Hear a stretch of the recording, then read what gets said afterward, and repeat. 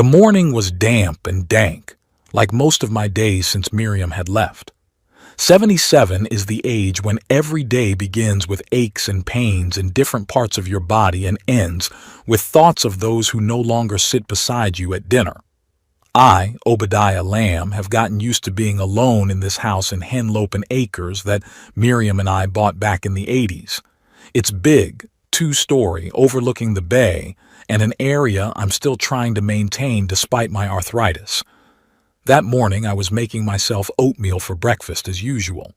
The TV in the kitchen was broadcasting the local news, the only voice breaking the silence of the house. I was about to sit down at the table when I heard the sound of a car pulling up. I looked out the window and saw my son Ingram's silver SUV. "What the hell?" I muttered to myself. Ingram usually gave me advance notice rather than showing up on my doorstep at 7 in the morning. I stepped out onto the porch, wrapped in an old robe. 4 people got out of the car. My son Ingram, his wife Beatrix, and my grandsons, Terrence and Alwyn. Beatrix immediately took charge of unloading the suitcases, not even bothering to say hello to me. "Daddy!" Ingram smiled strainedly as he climbed the stairs. "We thought we'd come to visit you." "With 6 suitcases?" I nodded at the trunk from which Terrence was pulling another bag. "We plan to stay for a while," Ingram answered, avoiding my gaze. "We're renovating, remember? I told you about it on the phone. I didn't remember anything like that. The last time we'd spoken was 2 weeks ago, and Ingram had only asked about my health and retirement. "How long do you plan to stay?" I asked bluntly. "A couple weeks, maybe a month," Ingram shrugged. "Don't worry, we won't bother you." He patted me on the shoulder and made his way into the house. Beatrix followed him, barely nodding at me, holding a fancy purse and a cell phone. "Hi, Grandpa," Terrence mumbled, walking past with 2 suitcases. "Hello, Grandpa." Alwyn, my granddaughter, at least tried to smile, but she was immediately staring at her phone. I was left standing on the porch, looking out over the bay and thinking that my peaceful life had just ended. It took me about 10 minutes to gather my thoughts and return to the house, which was already filled with other people's voices and smells. In the kitchen, Beatrix was dumping the contents of my refrigerator. "Obadiah, this cheese has been expired for 3 days," she exclaimed, showing me a package of cheddar. "And what is this horrible sausage? It has so many nitrates in it. You could die on the spot." I watched in silence as she threw away the groceries I had bought only 2 days ago. I wanted to say that I had lived to be 77 years old eating what I liked, but I held back. Ingram, meanwhile, was walking around the house, looking around the rooms and talking on the phone. "Papa," he said, coming back into the kitchen, "Beatrix and I will take the master bedroom, will you? You'll be more comfortable on the first floor so you don't have to go up the stairs." I felt something inside me clench. The master bedroom was the room where I'd slept with Miriam for 45 years. There were still her pictures standing there, her books lying around. "I'm quite comfortable in my bedroom," I replied, trying to speak calmly. "I take the stairs every day. It's good for my joints." "But Papa," Beatrix intervened, "you are 77. It's dangerous to climb stairs at your age. What if you fall at night when you go to the toilet?"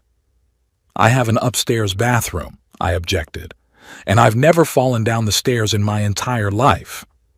"There's a first time for everything," Beatrix said. "Ingram, tell your father we're concerned for his safety." Ingram looked at me with that peculiar mixture of pity and irritation that I had begun to notice in his gaze in recent years. "Dad, please. It's only for a few weeks. Besides, the bedroom on the first floor is quite cozy." Cozy wasn't the word I'd used to describe the former guest room. There was a narrow bed, an old dresser, and nothing else. But I realized it was useless to argue. I nodded and went upstairs to gather my things. Moving into the small room took me all day. Not because I had a lot of stuff, but because every item in the master bedroom was connected to a memory. The picture of Miriam and me on the beach in Cape May, our wedding rings in a box on the dresser, her favorite vase that I never put away after she died. By the time I was done that evening, the house no longer looked like the one I'd lived in for the past 40 years. Beatrix had hung some modern paintings, arranged her knickknacks on the mantelpiece, and moved my photographs. The living room now held Ingram's huge suitcase, which he hadn't even bothered to put away. The grandchildren had taken over the second bedroom upstairs where my office used to be, and from there now came loud music and the sounds of video games. At dinner, which Beatrix had prepared from some organic produce she'd brought with her, I felt like a guest at my own table. Ingram and Beatrix were discussing their plans without even trying to include me in the conversation. "We have to repaint the kitchen," Beatrix said. "That awful yellow color looks so outdated."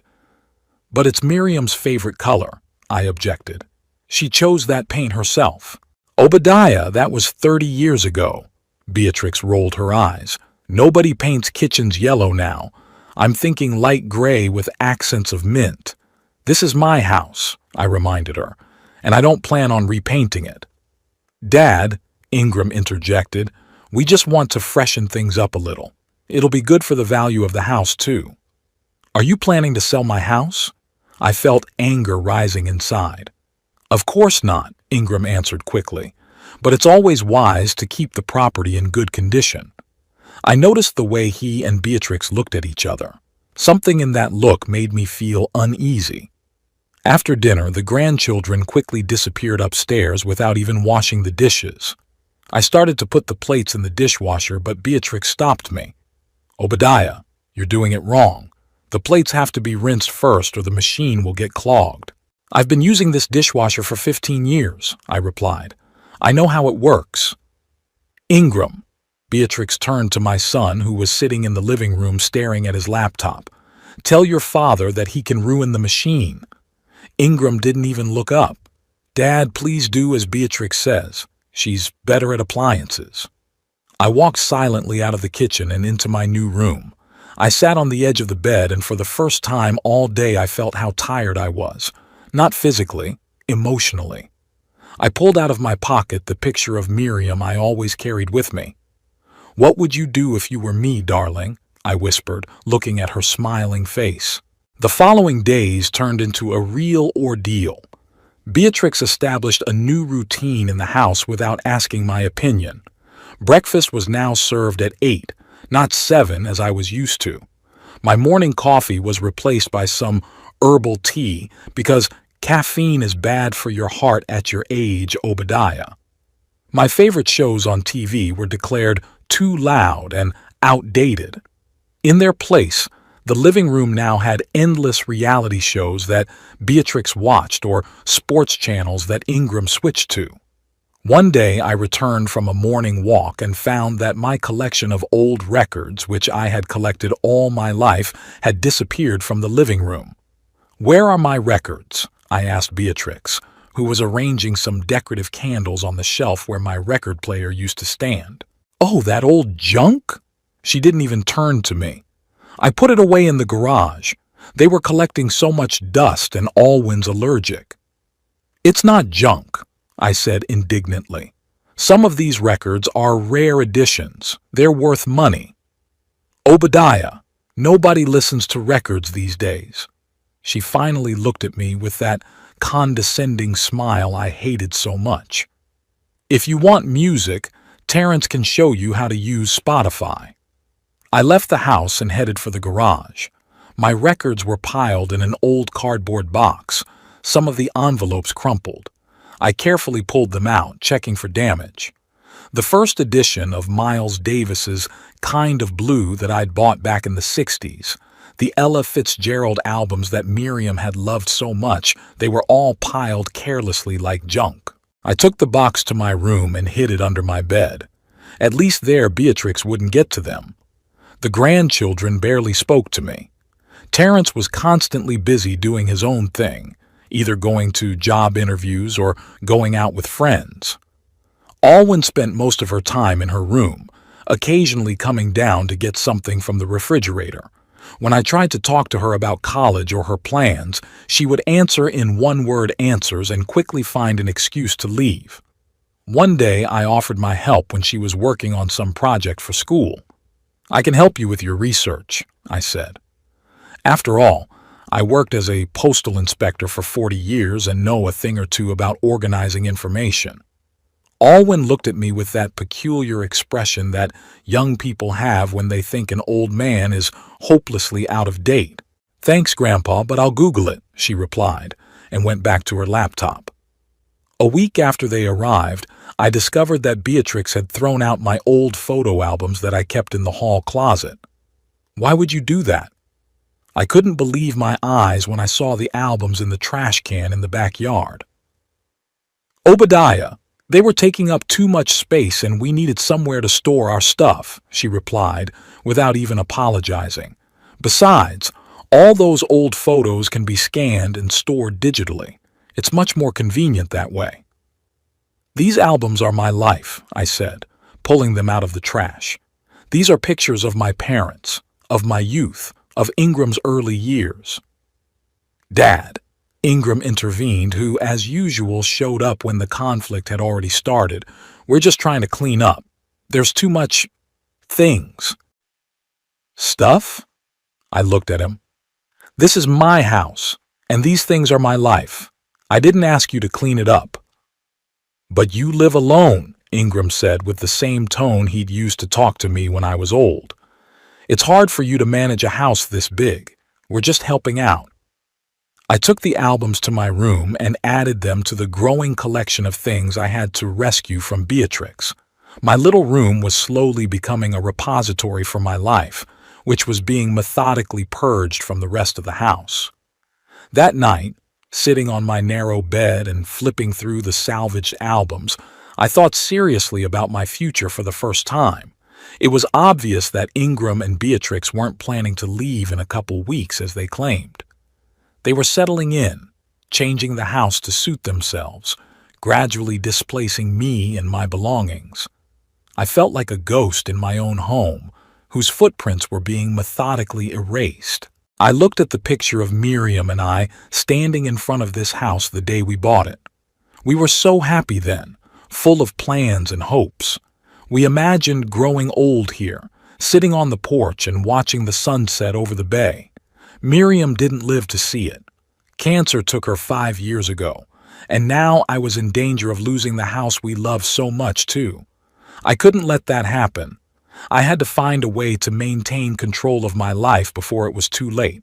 Everything changed one rainy Sunday, 2 weeks after my house had become someone else's territory. I was sitting in my room, as I usually had been for the past few days, rereading old letters to Miriam and listening to jazz from my phone through my headphones. Terrence had shown me how to use Spotify after all. It was the only useful thing that had happened these days.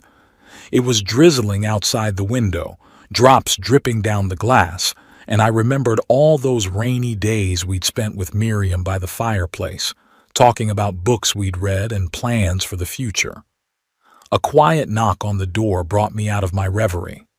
I took off my headphones and invited him in, expecting to see Ingram or Beatrix with another complaint.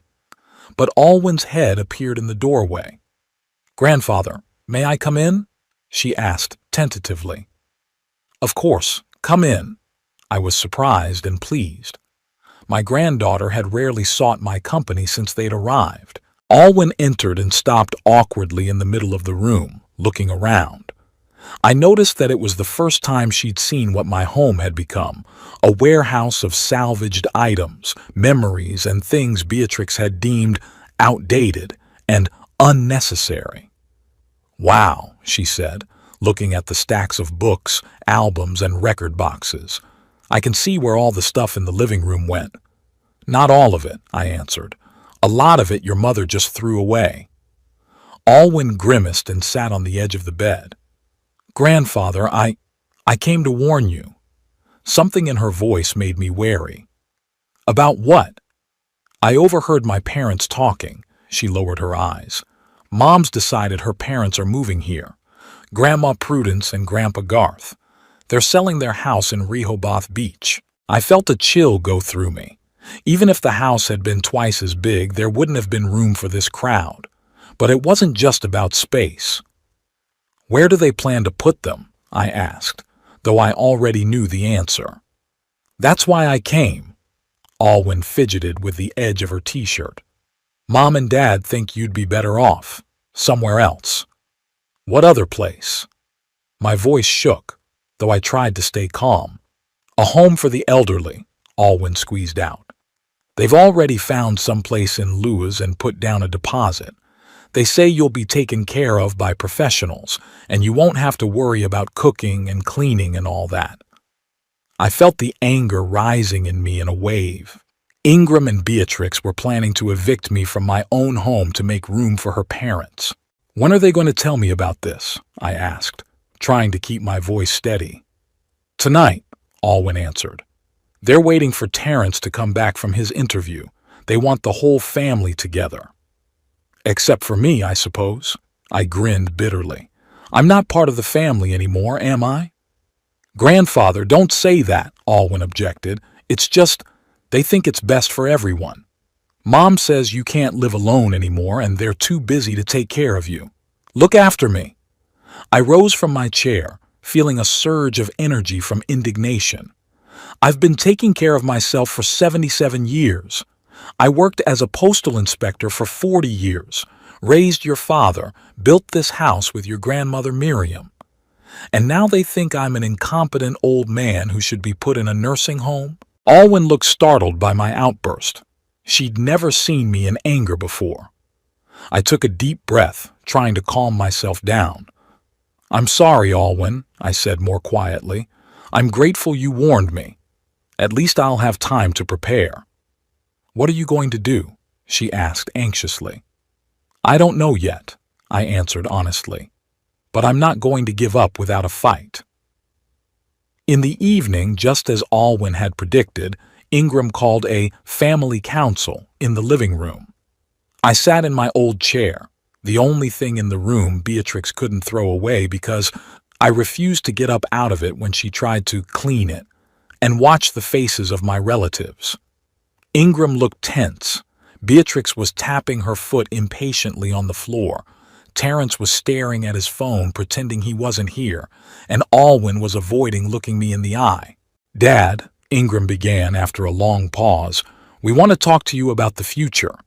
My future, I clarified, looking him straight in the eye. Or the future of this house. Ingram hesitated, but Beatrix took the initiative. Obadiah, she said in that tone one uses with a cranky child. We can all see that you are finding it hard to live alone. You forget to take your medication. You don't eat properly. Your house is in a state of disrepair. We're worried about you. Really? I couldn't help but be sarcastic. I thought you were worried about where to put your parents, Beatrix. She flinched, and Ingram cast a quick glance at Alwyn, who shrank back in her seat. Dad, let's be honest, Ingram said. Yes. Beatrix's parents are selling their house and moving closer to us. But that's a separate issue. We're really concerned about your health and safety, so much so that they decided to evict me from my own home. I could feel my hands shaking with anger, but I tried to speak calmly. We found the perfect place, Beatrix interjected. Pine Grove is not just a nursing home, but a real community for active retirees. There's a pool, a library, organized excursions. I knew she was lying. Pine Grove was the cheapest nursing home in the area, with minimal services and a bad reputation. I'd read about it in the local paper. It was constantly understaffed and the building was in need of renovation. I'm not going anywhere, I said firmly. This is my home, and I'm staying here. Dad, be reasonable, Ingram leaned forward. You can't live here alone. And we can't look after you all the time. We have our own lives, work, children. I didn't ask you to look after me, I reminded him. You came here and decided you could run my life, and now you want to get rid of me to make room for Beatrix's parents. Obadiah! Beatrix was outraged. How can you say that? We are only thinking of your welfare. Then leave me alone, I replied. Go away and let me live as I did before you came. That is impossible, Ingram said. We have already decided everything. You're moving to Pine Grove in 3 days.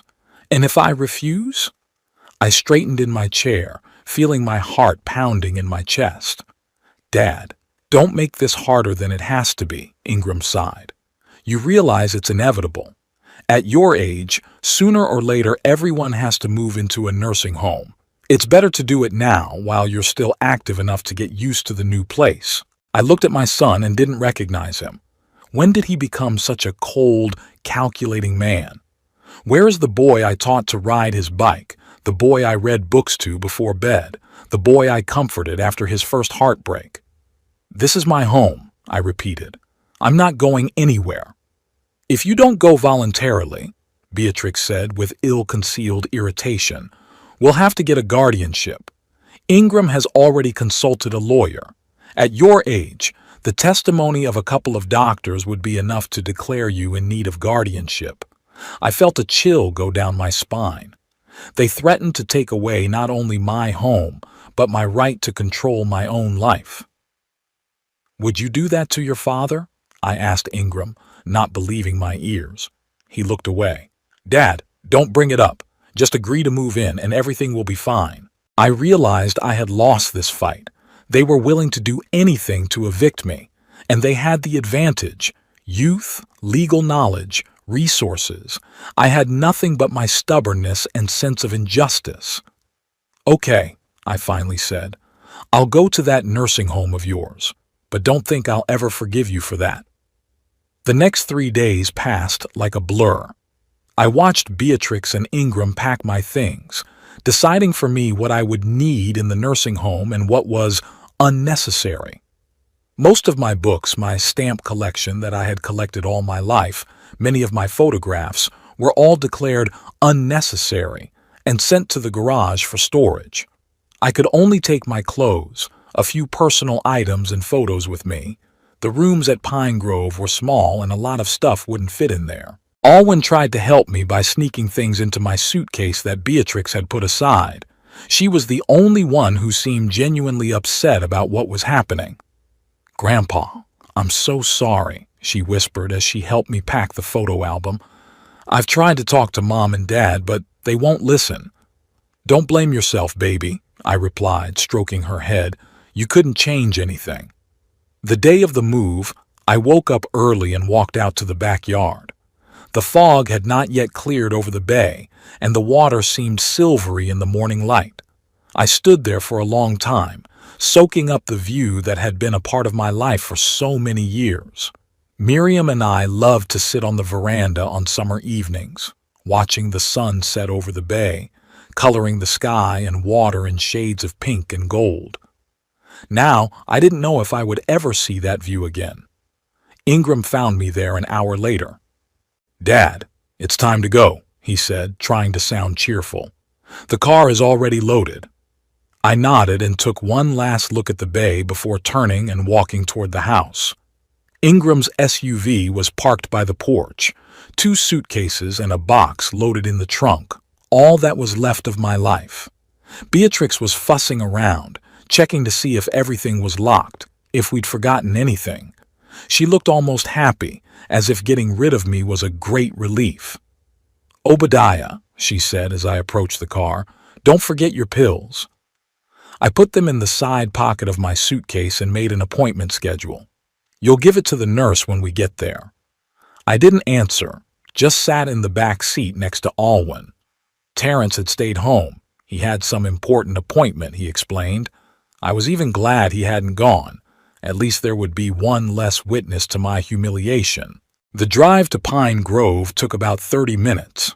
I looked out the window at the familiar places whizzing by the post office where I worked, the park where I walked with Miriam, the store where I bought her flowers every Friday and felt a part of me die. Pine Grove turned out to be exactly what I expected. A dreary 3-story gray brick building surrounded by stunted trees and a neatly trimmed but lifeless lawn. Not a trace of that active retirement community Beatrix had spoken of. Through the windows I could see elderly people sitting in chairs in the common room, staring mindlessly at the TV. It looks nice, Alwyn said uncertainly as we got out of the car. Don't pretend, baby, I replied quietly. We both know what this place is.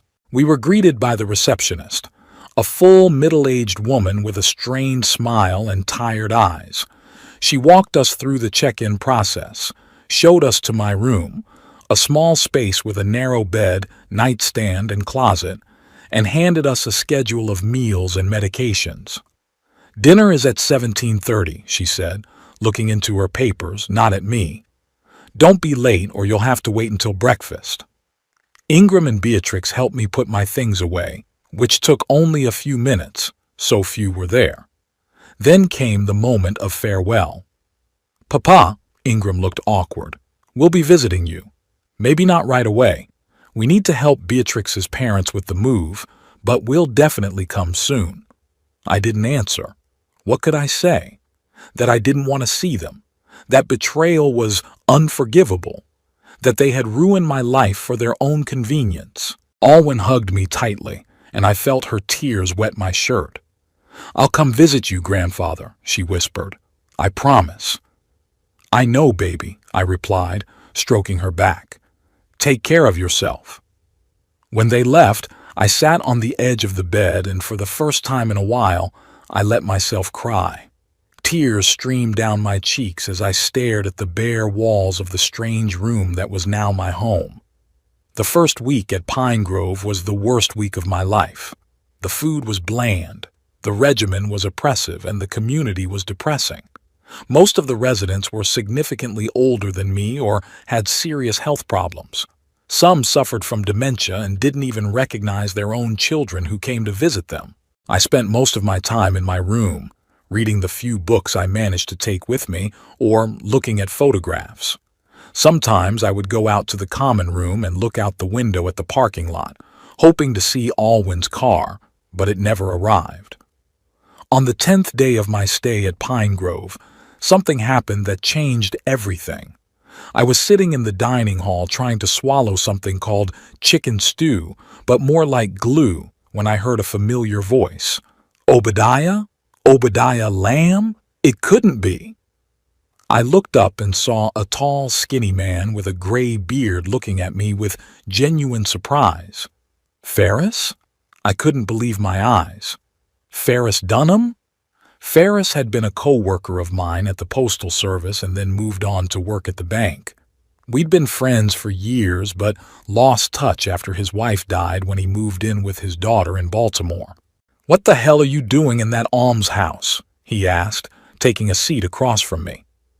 My loving son decided I belonged here, I grinned bitterly. And you? I've been here for 8 months, Ferris replied. After my second stroke, my daughter decided she couldn't take care of me. I was too weak to argue. We talked all through lunch and sat in the common room for a long time afterward. Ferris told me about his life after the move, how his daughter had sold his house, how he had lost most of his belongings, and how he had gradually come to terms with his new reality. But you, he said, looking at me carefully, you're still strong. You walk on your own. Your head is clear. Your hands are not shaking.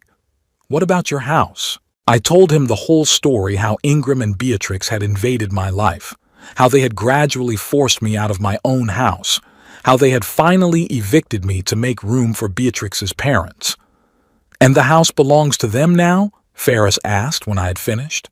No, I shook my head. That's the irony of it. The house is still registered to me. Ingram should have deeded it to me 2 years ago, but he kept putting it off because he didn't want to pay the gift tax. Said he'd get around to it, that it was better to wait until until you went to the other side of the world, Ferris said bluntly. He was always a man who called things by their proper names. Exactly, I nodded. And as long as the house is listed as mine, they just use it. Ferris rubbed his chin thoughtfully.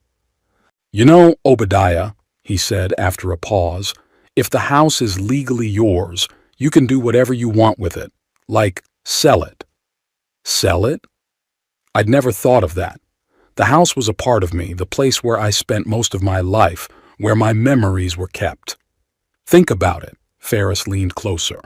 Your son and daughter-in-law threw you away like you were nothing. They live in your house, use your possessions, and they sent you here to die. Why not teach them a lesson? I was beginning to see where he was going with this. Are you suggesting I sell the house out from under their noses? I asked, feeling something like hope stirring in my chest. Exactly. Ferris smiled broadly. I spent 30 years in a bank, Obadiah. I know how these things work.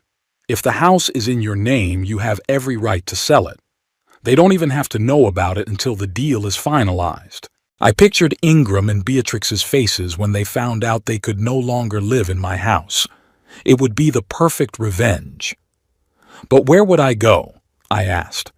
Even if I sell the house, I still need somewhere to live, and there might not be enough money for a new place, given the prices right now. I've thought about that too, Ferris squinted slyly. My nephew has a real estate agency in Lewis. He might be able to help you find a buyer who will agree to let you live in a guest house or an annex. Many rich people are looking for property in Henlopen Acres and are willing to agree to different terms just to get a good house. I could feel a plan starting to form in my head. This could work. I could regain control of my life and at the same time take revenge on those who had betrayed me. Ferris, I said, looking at my old friend with renewed determination, tell me more about this nephew. As promised, Ferris introduced me to his nephew Horace Dunham the very next day. Horace was an energetic man of about 45 with shrewd eyes and a keen gaze that made me think of the sharks I had sometimes seen off the Gulf Coast. He had come to Pine Grove on the pretext of visiting his uncle, and we met in the little garden behind the building where patients did not usually walk for lack of benches and shade.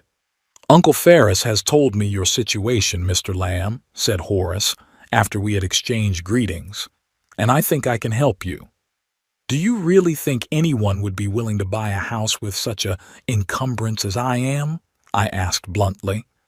I'd been thinking about Ferris's plan all night, and I doubted its feasibility. Horace smiled, showing flawless teeth that were obviously worth a lot of money. Mr. Lamb, you underestimate the appeal of real estate in Henlopen Acres. Prices there have risen 30% in the last 2 years. A house overlooking the bay? With a lot like that? Believe me, there will be buyers willing to make any kind of offer. But wouldn't my son be able to contest the sale? That was my biggest fear. He lives there. If the house is officially registered in your name, and there are no documents restricting your right to dispose of it, such as a life annuity or a gift with the right to reside, then, legally, you have every right to sell it. Your son can only challenge the sale if he can prove that you are incapacitated or acting under duress. That's why they put me here. I grinned bitterly, to make it easier to prove my incapacity later. That's why we need to act quickly and carefully, Horace nodded. I'll prepare the paperwork, find buyers, and we'll do the inspections while your son is at work. No one will know about the sale until the contract is signed and registered. And how would we organize the inspections? I couldn't imagine secretly showing the house to potential buyers while Ingram and Beatrix were at work. I'm, locked in here. Do you have keys to the house? Horace asked. I nodded. When they brought me to Pine Grove, I had put a bunch of keys in my jacket pocket and no one had thought to take them. That's great. I'll organize day trips for you. Officially, it's part of a socialization program for patients. They take groups to shopping malls, museums, parks. It's common practice in these facilities.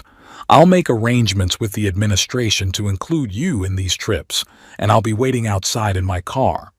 The plan sounded like a spy operation, and part of me couldn't believe that I, a 77-year-old retired postal inspector, was seriously considering such a venture. But the other part, the part that still remembered the humiliation of being banished from my own home, yearned for justice. What if Ingram or Beatrix are home during the inspection? I always make sure the path is clear beforehand, Horace replied confidently. It's standard practice in my business. Sometimes I have to sell houses where the spouses are divorcing and one of them doesn't want to sell. Believe me, I know how to handle it delicately. We agreed that Horace would start the paperwork immediately. I needed to provide him with a copy of the property certificate, which, fortunately, I always kept in an envelope along with other important documents in my wallet. The foresight I had developed from years of dealing with postal mail had served me well for the first time in a long time. 3 days later, Horace called me on the Pine Grove phone and informed me that the paperwork was ready. The house was for sale, no address, just neighborhood and features, and there were several interested buyers. "You have your first tour tomorrow, Mr. Lamb," he said. "I've made arrangements with the administration. You'll be marked for a trip to the botanical gardens." "Horace," I lowered my voice, though there was no one else in the room. "Aren't you afraid that this is, well, not quite legal? I mean, cheating the administration, secret meetings." "Mr. Lamb," he sounded absolutely certain, "you're a fully capable citizen temporarily residing in a care facility. You have the right to privacy and to manage your property. If the administration thinks you're traveling to look at cacti, but you're instead touring your property with potential buyers, that's your right. No one is keeping you under house arrest." His words gave me confidence. Indeed, I had done nothing illegal. I was simply disposing of my property as I saw fit. The next day I put on my best and only suit, which Beatrix had allowed me to bring with me, and joined a group of elderly people waiting for a bus to go to the botanical gardens. When the bus pulled up, I discreetly separated from the group and made my way to a black sedan parked around the corner of the building. "Nice day for a real estate tour, isn't it?" Horace smiled as he opened the car door in front of me.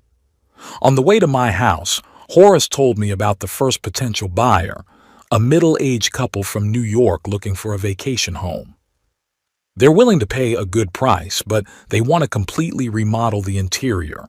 This means that all of your stuff left in the house will have to be moved out." "Most of my things are already in the garage thanks to Beatrix's efforts," I said bitterly. "Ingram promised they'd keep them for me, but I doubt they'll fulfill that promise." "We could include a clause in the contract about keeping and giving you the personal effects," Horace suggested. "Or we could arrange for removal before the deal is finalized." When we arrived at the house, Horace drove by first, scrutinizing the lot. "Your son's car is gone," he noted, "but there's another car in the driveway." Beatrix must be home, I felt disappointed, or her parents had already moved out. "Let's check it out." Horace pulled out his cell phone and dialed a number. "Hello, this is Clean Stream Plumbing. We've received a request for a plumbing inspection in your neighborhood. Is someone going to be home in the next 2 hours? He listened to the answer and smiled at me. "I see. Thank you very much. Then we'll come tomorrow." He disconnected. "No one's home. It's a neighbor's car. They left it in your driveway while their own was being repaired." The woman who answered the phone said everyone was gone for the day. Your son at work, your daughter-in-law and her parents at a furniture store in Rehoboth Beach, picking out new bedroom furniture. "For my bedrooms," I clarified, feeling anger rising inside. "Don't worry, they'll be picking out furniture for a whole other house soon." Horace winked and turned the car around. "We have about 3 hours before they get back. More than enough time to look around." A couple from New York. The Websters were waiting for us nearby, at a coffee shop. They were exactly as I'd imagined, groomed, self-assured, with that peculiar expression on their faces that comes from people who are used to getting what they want. Mrs. Webster looked at the house with the meticulousness of a man who is willing to spend a lot of money and wants to get the perfect product for it. "It's not a bad layout, but it's so outdated," she said, running her finger along the kitchen countertop. "We're going to have to completely remodel the kitchen, and the bathrooms too." "The view of the bay is great," Mr. Webster said, looking out the living room window. "And the lot is big enough. We could build a pool." I watched in silence as strangers discussed the future of my home, planning to tear down and rebuild the rooms where most of my life had been spent. It was painful, but also liberating. I began to realize that home is just walls and a roof. Real memories live inside me and no one can take them away or rebuild them. The Websters stayed in the house for about an hour, asking many questions about utilities, the age of the roof, and the condition of the foundation. Horace answered professionally, occasionally turning to me for clarification. At the end of the inspection, Mrs. Webster turned to me. "Mr. Lamb, your agent mentioned that you would like to retain the right to stay in the guest house, but I don't see a guest house here." "It's not here yet," I admitted, "but there's plenty of room on the property to build one." She frowned. "I'm afraid that complicates things. We were planning to use the house for vacations, not to share the lot with—" She faltered, not wanting to say the obvious. "An elderly person." "I understand." I nodded. "Maybe we're not right for each other." On the way back to Pine Grove, I shared my doubts with Horace. "Maybe the guest house idea isn't realistic. Who would want to buy a house with that kind of encumbrance?" "The Websters aren't the only potential buyers," Horace said confidently. "Tomorrow, we have an appointment with another client who I think would be a better fit. He's not just looking for a vacation home, but plans to move to Henlopen Acres permanently." The next day brought another field trip, this time officially to the local history museum.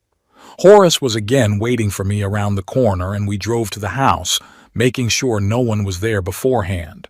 Thornton Barrington was nothing like I'd expected. Instead of the typical rich businessman in an expensive suit, I saw a tall, trim man of about 55, dressed in simple slacks and a shirt with the sleeves rolled up. His graying temples and tanned face, with wrinkles in the corners of his eyes, showed a man used to spending a lot of time outdoors. "Mr. Lamb," he shook my hand firmly, "it's a pleasure to meet you. Horace told me your story, and I admire your determination." Unlike the Websters, Barrington looked at the house not as a potential renovation, but as a future home. He asked questions about the neighbors, how the neighborhood had changed over the years, and was interested in the history of the house and our lives with Miriam. "I've dreamed of a house by the water my whole life," he said as we walked out into the backyard. "For the last 30 years, I've run a chain of hotels in the Midwest. Started with one motel that I inherited from my father and gradually expanded the business. Last year, I sold the company to a major corporation, and now I can afford to live where I've always wanted to live." "And you're not uncomfortable with the guest house clause?" I asked bluntly.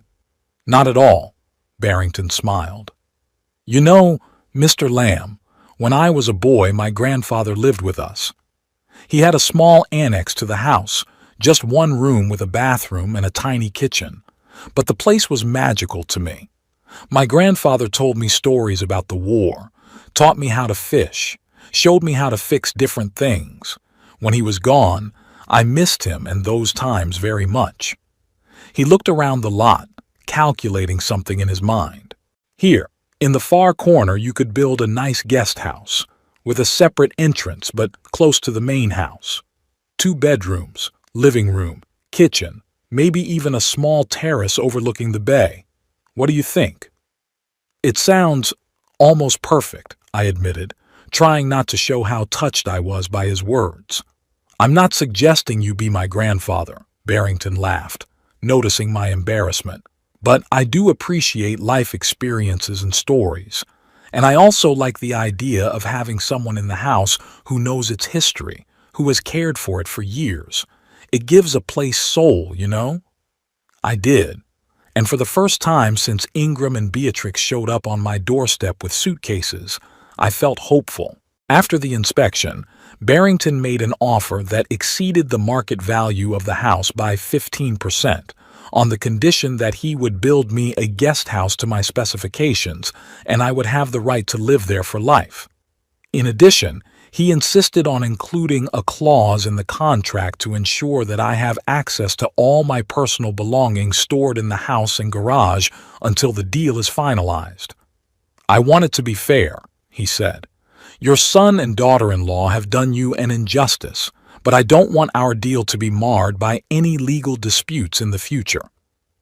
Over the next week, Horace organized several more tours, during which Barrington and I discussed the details of the deal and met with a lawyer who helped draft and review all the documents. Barrington even brought in an architect to discuss the plans for the guest house. "Construction will take about 3 months," the architect said, showing me the preliminary sketches. "But you'll love the result. The house will be completely self-contained with its own heating and air conditioning system, a modern kitchen and a bathroom adapted for your age." I looked at the blueprints and I thought I could see my future, not a dull room in Pine Grove, but a cozy house overlooking the bay where I could spend my remaining years with dignity and comfort. Finally, 2 weeks after our first meeting, all the paperwork was ready. We met at the lawyer's office in Louis, and I signed the purchase agreement. Barrington handed me a check for the down payment, and the rest of the money was to be deposited into my account after the transaction was recorded. "Congratulations, Mr. Lamb," said the lawyer, shaking my hand. "The deal will be registered within 3 working days. After that, the house will officially become Mr. Barrington's property." "What about my son and his family?" I asked. "Would they have to move out?" "According to the law, the new owner can demand to vacate the premises within 30 days after the registration of the transaction," the lawyer replied. "But that's at Mr. Barrington's discretion." "I think 30 days is a fair time limit," Barrington nodded. "That's enough time to find a new place to live." When we left the office, I felt a strange relief mixed with anxiety. The plan had worked. I'd sold the house, secured my future, and taught Ingram and Beatrix a lesson. But how would they react when they found out? What will I tell them when I meet them? "Don't worry, Mr. Lamb," said Barrington, as if he had read my thoughts. "I'll be there when you tell them the news. Together we can handle any reaction." "Thank you, Mr. Barrington," I thanked him sincerely, "for everything." "Please call me Thornton," he smiled. "After all, we'll be neighbors now." On the drive back to Pine Grove, I looked out the window at the passing scenery and thought about how dramatically my life had changed in those 2 weeks. I had gone from a rejected, humiliated old man to a man in control of his own destiny. I sold the house that had become my prison and secured a new future for myself. All thanks to a chance meeting with Ferris and his nephew. As Horace dropped me off at the Pine Grove, I noticed Ingram's car in the parking lot. My heart skipped a beat. Had he really found out about the sale? But that was impossible. The paperwork hadn't been filed yet. "Horace," I pointed to the car, "that's my son." "Don't worry," he reassured me. "Most likely, it's a normal visit. Maybe he finally decided to visit you, like he promised." I nodded, though I didn't believe it. Ingram hadn't visited me once since he'd placed me in Pine Grove. Even Alwyn, who had promised to visit, hadn't shown up. "What should I tell him?" I asked, feeling uncertain. "Nothing yet," Horace advised. "The deal has not yet been registered. It would be better to wait for official confirmation before making a statement. Mr. Barrington and I will come to pick you up in 3 days when it's done." I walked into the building, preparing for my meeting with my son and not knowing what it would bring. But there was a certainty inside me. No matter what happened, I was no longer a helpless victim. I was back in control of my life. Ingram did come to visit me, though visit is too loud a word for what actually happened. He spent less than half an hour at Pine Grove, mostly complaining about work and asking me how I was feeling like I was dying. Not a word about when I would be taken home, not a hint that my exile might ever end. Before he left, he mentioned, as if, by the way, Dad, we're having a little celebration this Saturday. It's the birthday of Beatrix's father, Garth. He's turning 75. "And you're having the party at my house?" I couldn't contain the bitterness in my voice. Ingram frowned, as if my words had caught him off guard. "Well, technically it's still your house, yes, but you don't mind, do you? After all, we live there, and Beatrix's parents are there now, too." "Already moved in?" I knew the answer, but I wanted to hear it from him. "Yes, last week." He looked a little guilty, but quickly pulled himself together. They sold their house in Rehoboth Beach and are now living with us.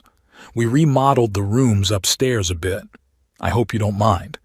I thought about the papers I had signed 3 days ago, the check that was in Horace's safe, the plans for the guest house that the architect had shown me. All these were my secrets, my little revenge for betrayal, and the moment to reveal it was at hand. I don't mind, I lied with a smile. It's a big house with plenty of room for everyone. Ingram relaxed visibly, clearly relieved by my sudden compliance. That's good.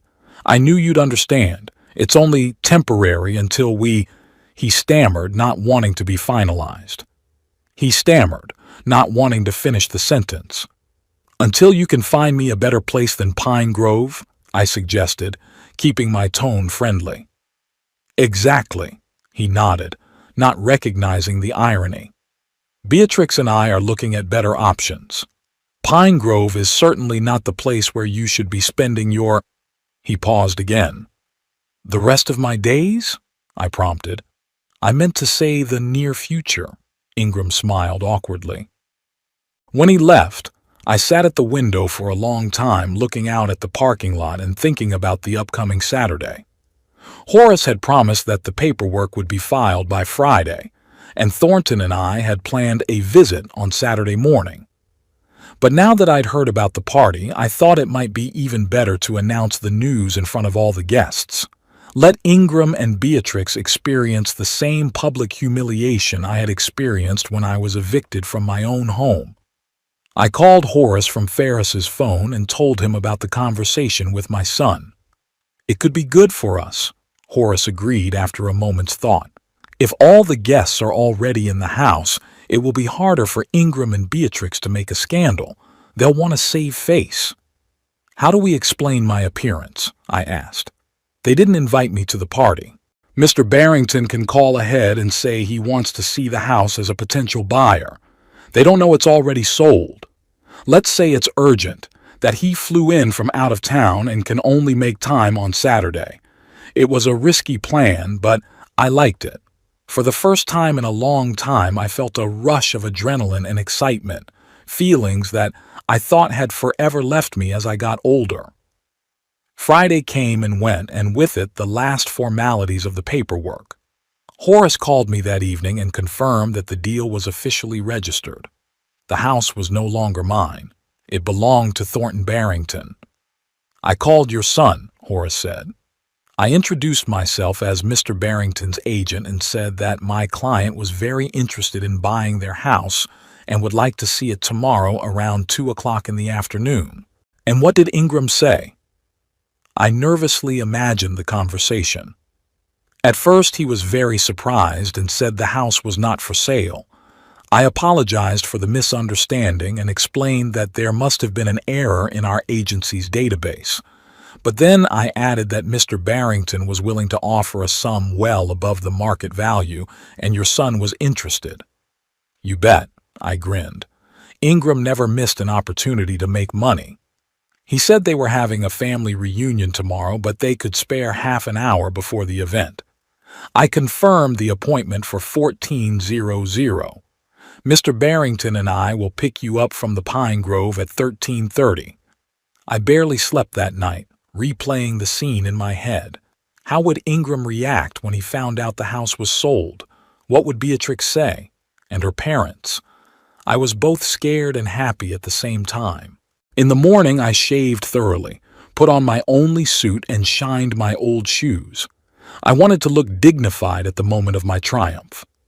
At precisely 13:30, Horace and Thornton Barrington were waiting for me at the entrance to Pine Grove. Thornton was dressed in an immaculate navy blue suit, but he wore it with a careless elegance that made him look like a man accustomed to expensive things. "Ready for the big day, Obadiah?" he asked, shaking my hand. "Ready as ever," I replied, feeling my heart pounding. On the way back to the house, we discussed our plan once more.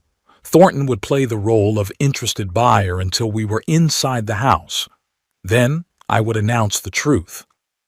"Don't make any sudden moves," Horace warned. "Your son may try to challenge the deal, claiming that you were incapacitated or pressured. Don't give him a reason. I'll be reasonable, I promised, though a storm of emotion raged inside me. When we pulled up to the house, I saw that preparations for the party were already in full swing. Several cars were parked in the driveway, and people in catering company uniforms were bustling around the entrance, unloading boxes of food and drinks. "Looks like it's going to be a big party," Thornton said, parking his Mercedes next to the other cars. We got out of the car and headed toward the house. I could feel my knees shaking, but I tried to walk straight and steady. Horace walked beside me, ready to support me if necessary. Ingram opened the door, wearing a half-unbuttoned shirt and holding a towel, clearly in the midst of preparations. "Mr. Dunham." He held out his hand to Horace.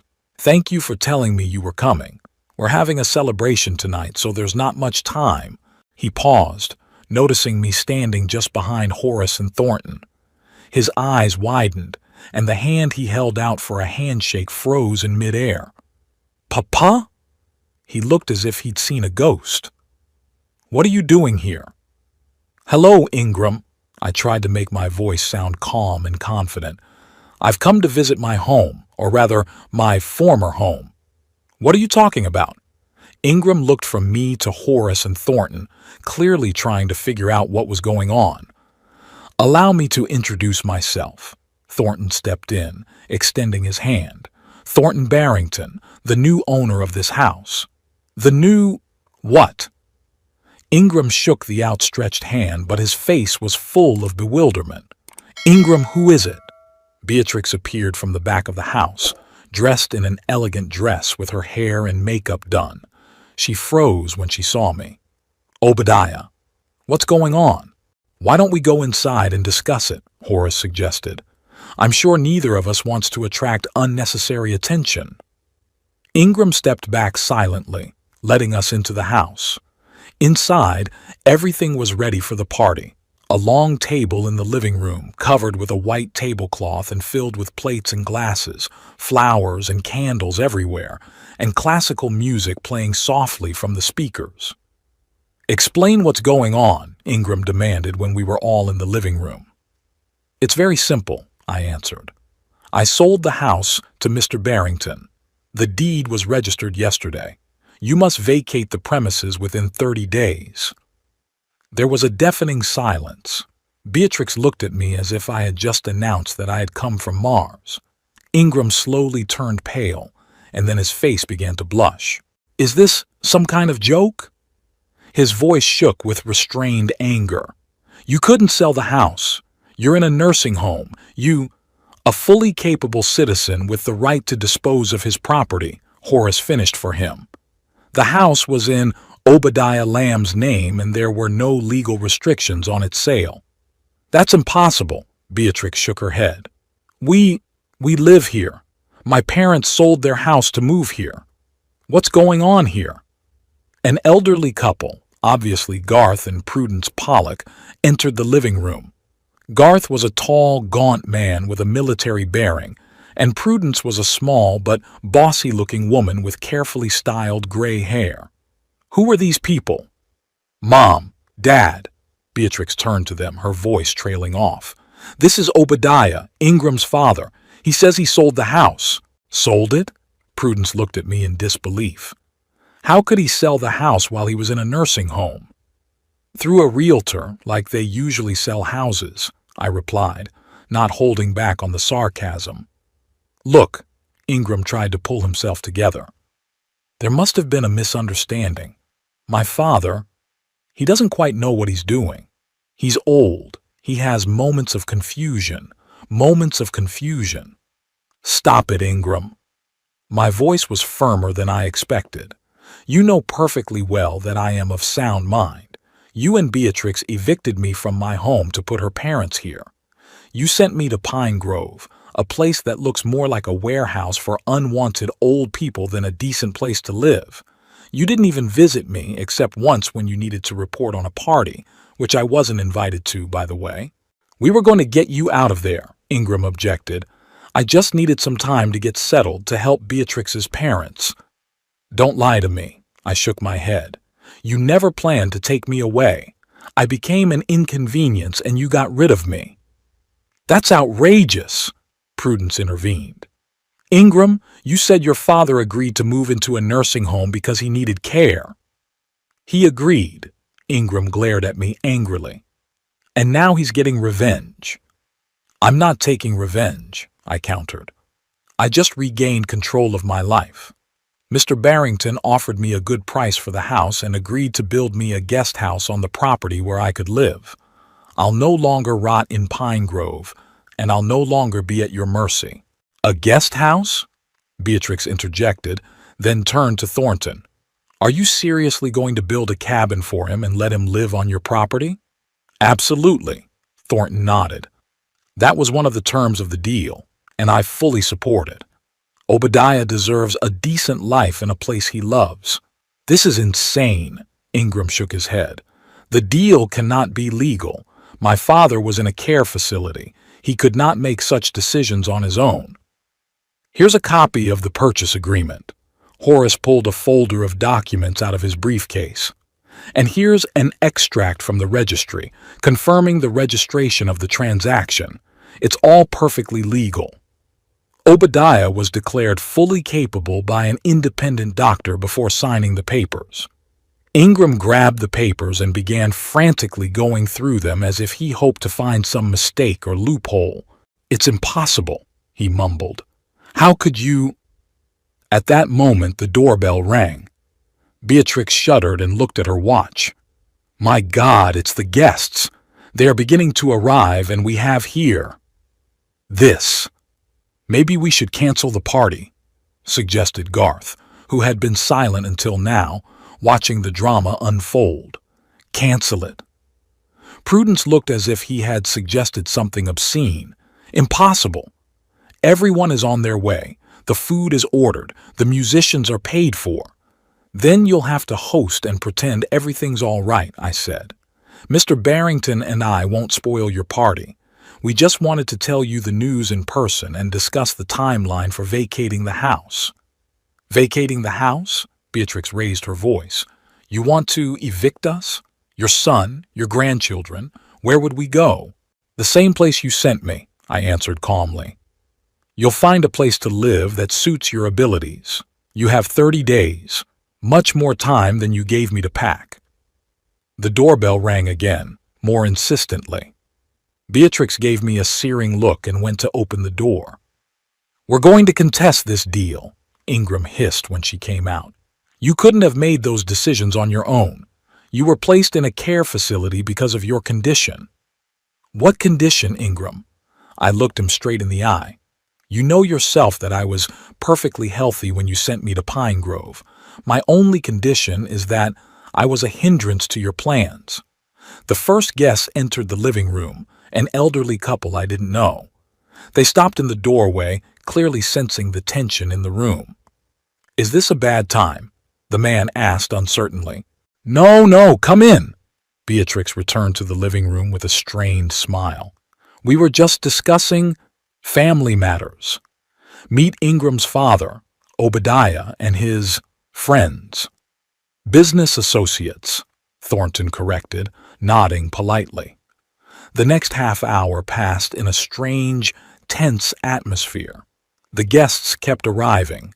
Beatrix and Ingram tried to pretend that everything was all right, but their fake smiles and nervous glances betrayed the true state of affairs. Prudence was whispering arguments with Garth in the corner of the room, occasionally throwing angry glances at me. I watched it all with a feeling close to satisfaction, not gloating, no more like relief that justice had finally been served. They had thrown me out of my life as a waste, and now they were facing the same uncertainty themselves. Finally, when there were about 20 guests in the house, Thornton came to me. I think our message has been delivered, he said quietly. Shall we leave them to digest the news? I nodded, feeling suddenly tired. The emotional strain of the last few hours had taken its toll. Thornton, Horace, and I headed for the exit. Ingram intercepted us at the door. This isn't over, he said, lowering his voice so the guests wouldn't hear. I will fight for this house. You can't just throw us out on the street." "I'm not throwing you out on the street," I replied calmly. "You have 30 days to find a new place to live, and unlike you, I'm not forbidding you to take all your things." "You'll regret it," he said, his eyes openly threatening. "I've already regretted a lot of things, Ingram," I said, feeling my heart clench. "I regretted not seeing the man you'd become. I regret letting you and Beatrix manipulate me. But I will never regret taking back control of my life." I left the house without looking back. Thornton and Horace followed me. When we got into the car, I finally let myself breathe. "Are you all right, Obadiah?" Thornton asked, looking at me with concern. "Yes," I replied, surprised at how truthful my answer was. "I'm fine.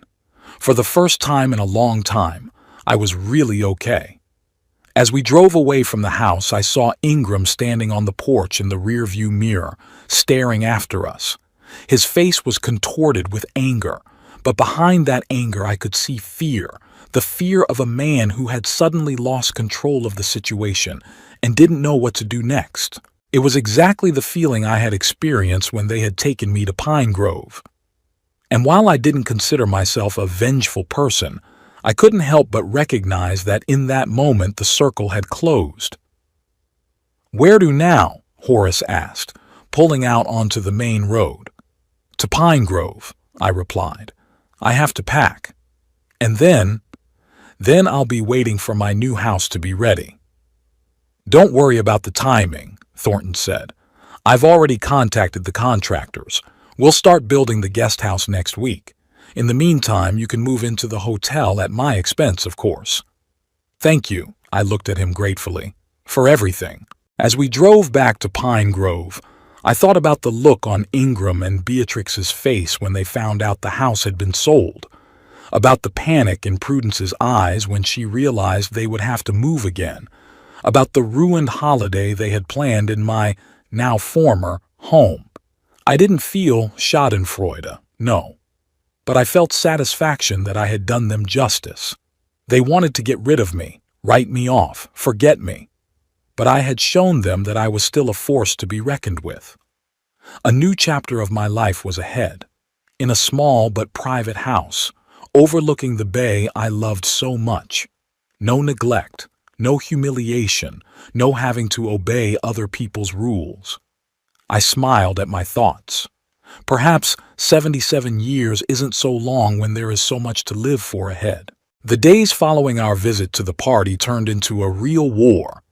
Ingram called me at Pine Grove several times a day, alternately threatening lawsuits and begging me to come to my senses.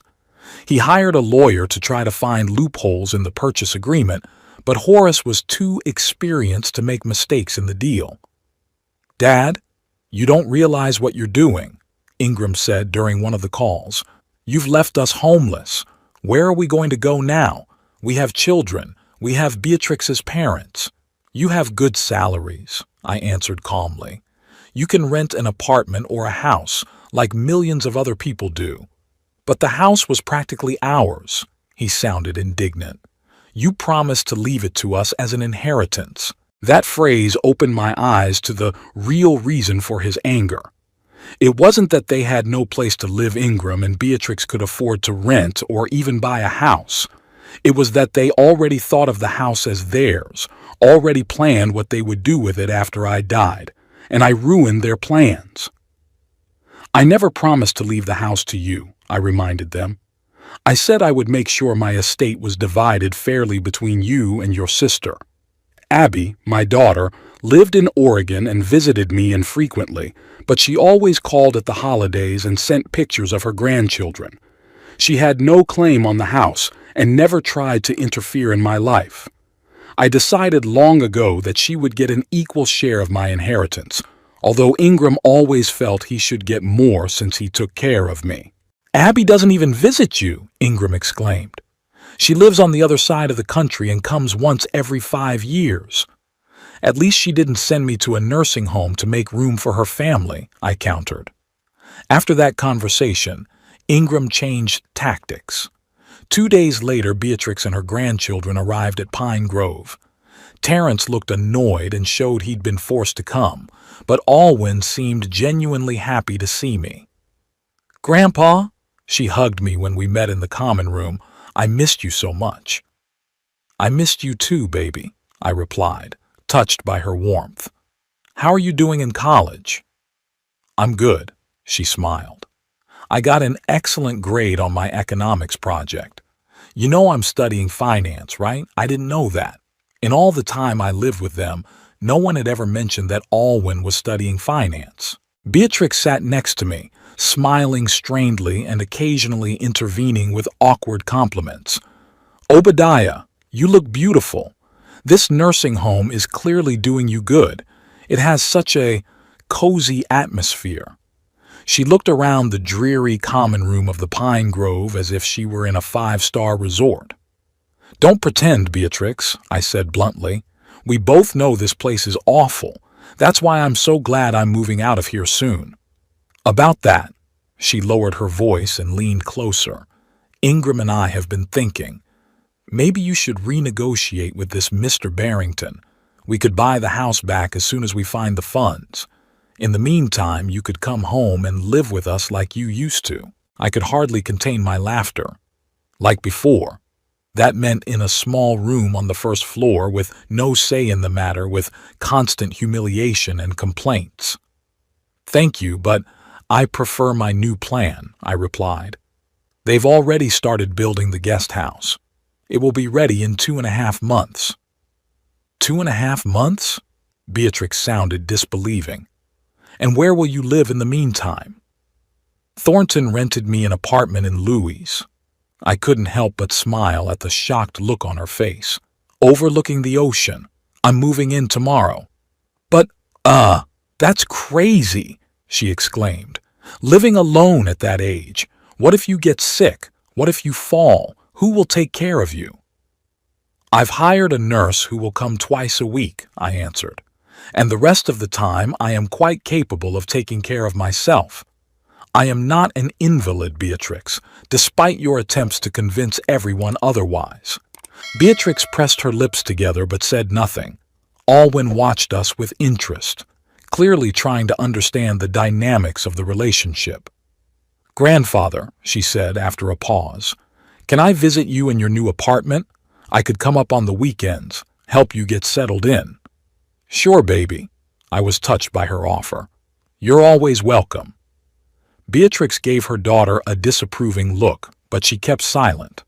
The rest of the visit passed in strained politeness. As they were leaving, Alwyn hugged me again and whispered in my ear, "I'm glad you won't be living in that horrible place anymore, Grandpa." The next day I moved into the apartment Thornton had rented for me. It was a spacious one-bedroom apartment in a new building on Lewes Quay, with large windows, a modern kitchen, and most importantly, no stairs or thresholds, the perfect place for an elderly person. When I walked in there for the first time, I was struck by the feeling of freedom and spaciousness after the cramped room at Pine Grove.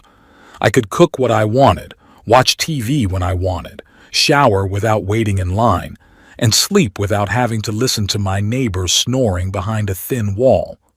Thornton had taken care of everything. The apartment was fully furnished. There was food in the refrigerator, and on the table was a folder of documents, a contract with a caregiver, a schedule of doctor's appointments, emergency numbers, and, what surprised me the most, a plan for investing the money from the sale of the house. "I took the liberty of bringing in my financial advisor," Thornton explained when he arrived to check on me.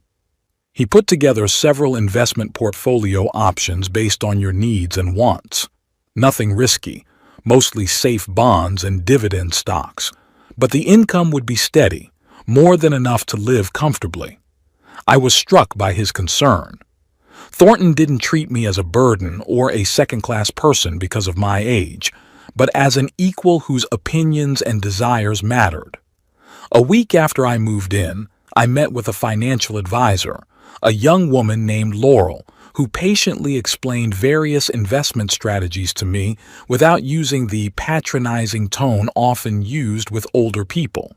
"Mr. Lamb, With the amount from the sale of the house and your current savings, you can afford a very comfortable lifestyle, she said, showing me charts and tables. If we put the bulk of the money in this portfolio, you'd be earning 3 times your current expenses each month, and that's without taking into account your pension. As I listened to her, a sense of wonder and joy grew inside. All my life I had been a frugal person, saving money, rarely spoiling myself.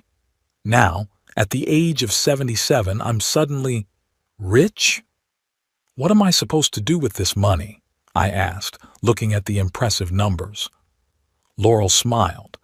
Anything you want, Mr. Lamb.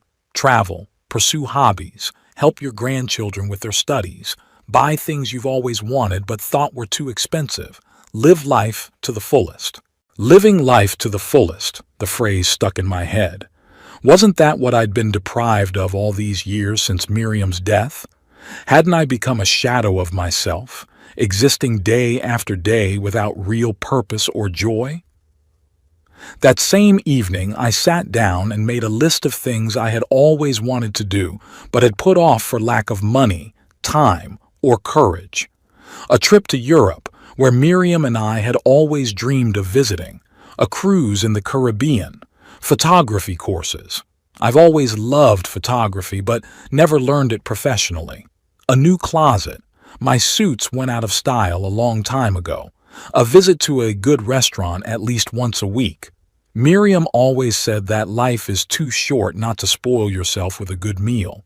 Looking at this list made me feel alive for the first time in a long time. I had a purpose, plans for the future, and, most importantly, the means to fulfill them. Alwyn kept her promise and started visiting me regularly. She came every Saturday and we spent time together, walking along the promenade, eating lunch in cafes, sometimes just sitting on the balcony and talking. She told me about her studies, her plans for the future, her friends and hobbies. I listened to her and thought about how little I knew about my own grandchildren's lives when I lived with them under the same roof. Ingram and Beatrix continued to try to manipulate me. They called, wrote letters, even came unannounced a couple times, each time with new arguments for why I should help them in their predicament. "Dad, we can't find decent housing in our price range," Ingram complained during one of the visits. "The real estate market is so overheated right now." "Maybe we should look for a smaller apartment," I suggested. "You don't need 5 bedrooms anymore." "But we have children. We have Beatrix's parents," he resented me. "We can't live in cramped quarters." "Terrence is already working and can rent his own place," I said. "And Beatrix's parents, as far as I know, got good money from the sale of their house in Rehoboth Beach. They can rent or buy something for themselves." Ingram and Beatrix had not expected me to be so well informed about their financial situation. They expected me to take their word for it and make concessions, as I had done before. "If you don't care about that, can't you at least think about the inheritance for your grandchildren?" Beatrix changed tactics. "Alwyn and Terrence deserve a stable future." "I've already taken care of that," I replied. "I put some of the money from the sale of the house into educational trusts for Alwyn and Terrence. They'll get those funds when they graduate and are ready to start living on their own." This was another piece of advice from Laurel that I gladly accepted. The educational trusts were structured so that neither Ingram nor Beatrix could access them. The money was solely for education and seed money for grandchildren. Ingram and Beatrix's faces stretched. They clearly expected to be able to control whatever funds I set aside for the grandchildren. "But what about us?" Ingram finally asked. "We are your family, your children. Won't you leave anything to us?" I looked at my son and his wife, trying to find some genuine concern or love in their faces. But all I saw was greed and irritation. "I've already given you more than you deserve," I said calmly. "You've lived in my house, used my things, run my life. Now it's my turn to live for myself." After that conversation, their visits became less frequent and their calls shorter. They realized that they could no longer manipulate me and gradually gave up trying to get money. Meanwhile, the construction of the guest house was progressing faster than planned.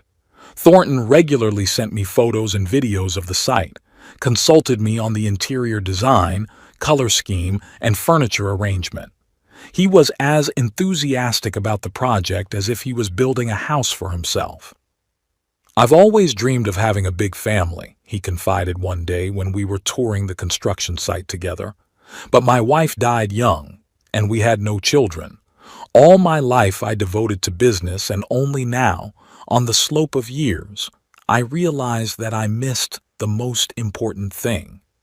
"It's never too late to start a family," I said. "Maybe not blood, but someone who really cares about you." He looked at me gratefully. "You know, Obadiah, I am glad we met. You remind me of my father, just as straightforward, honest, with a sense of dignity. I've always respected those qualities. In the 2 months I've been living in Lewis, I've been transformed. Regular walks along the seafront improved my health. A new closet and haircut changed my appearance, and the freedom to manage my time and money gave me back my sense of self-worth. I enrolled in a photography course at a local college, where I met a group of enthusiastic people my age. We often went on photo shoots, capturing sunrises over the ocean, Lew's architecture, and shorebirds. Among the new acquaintances was Eleanor Pringle, a 72-year-old widow, a former literature teacher with a sharp mind and a subtle sense of humor. We quickly found a common language and began to spend more and more time together. Went to the movies, to restaurants, to concerts at the local Philharmonic. "You've changed, Grandpa," Alwyn remarked during one of our visits. "It's been a long time since I've seen you so happy." We were sitting in a cafe on the waterfront enjoying Saturday brunch. I'd just shown her the pictures I'd taken at dawn, the misty beach, the seagulls hovering over the waves, the fishermen's boats heading out to sea. "I feel different," I admitted. It was as if I had lifted a heavy weight off my shoulders that I hadn't realized I was carrying. "Daddy and Mommy weren't fair to you," she said quietly. "I knew it, but I was afraid to contradict them. I'm sorry for that." I took her hand.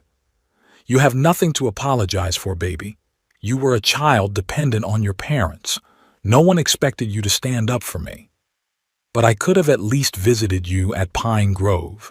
Tears glistened in her eyes. "I promised, but I didn't come once. You're here now," I smiled. "That's the main thing." Our conversation was interrupted by my phone ringing. It was Eleanor, inviting me to a poetry night at the local library.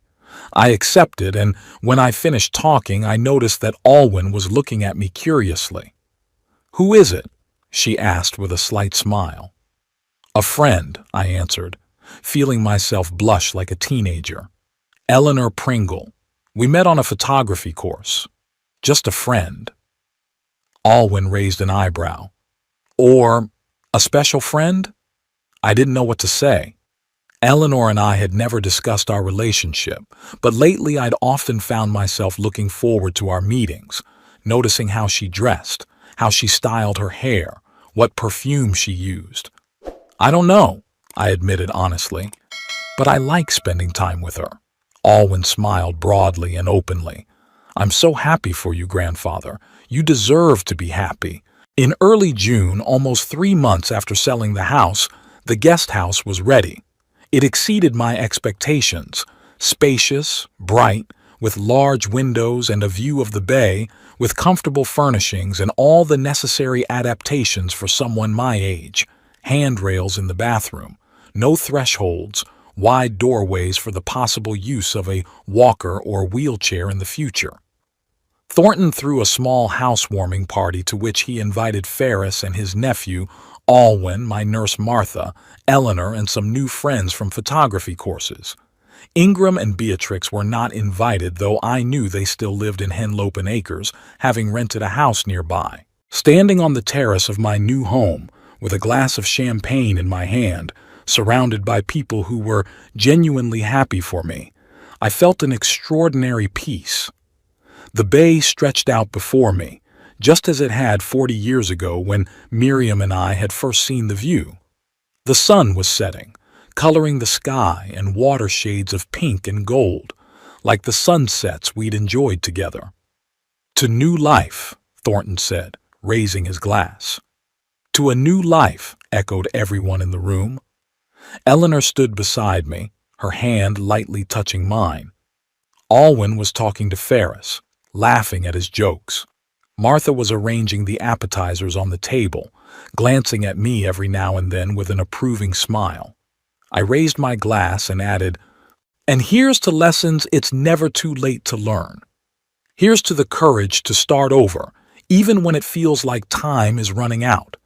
Here's to appreciating each day and never letting others decide how we live our lives."